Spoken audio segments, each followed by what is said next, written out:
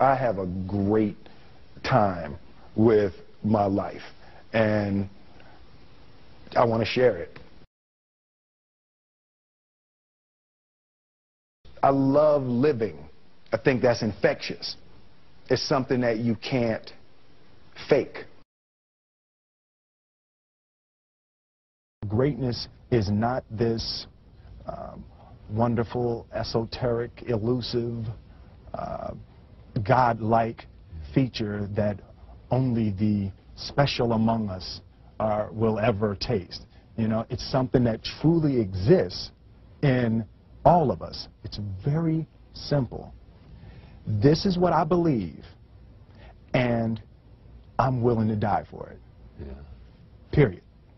It's that simple. I know who I am, and I know what I believe. I know who I am, I know what I believe. That's all I need to know. And that's all I need to know. So from there, you do what you need to do. Yeah. You know, and I think what happens is we make the situation more complex than it has to be. Because we're looking for complexity. There's got to be something complex to understand. It can't be that easy. No. We didn't grow up with the sense that where we were was where we were going to be. You know, we grew up with the sense that where we were almost didn't matter because we were becoming right. something greater.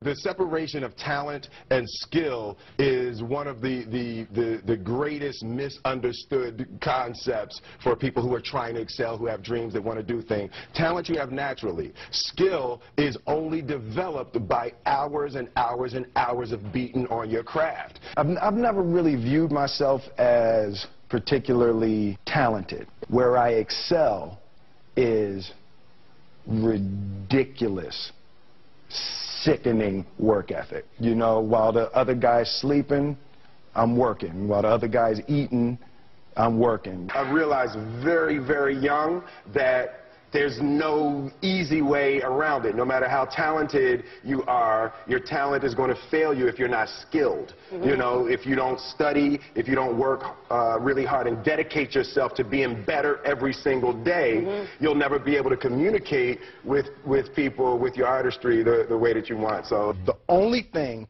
that I see that is distinctly different about me is I'm not afraid to die on a treadmill.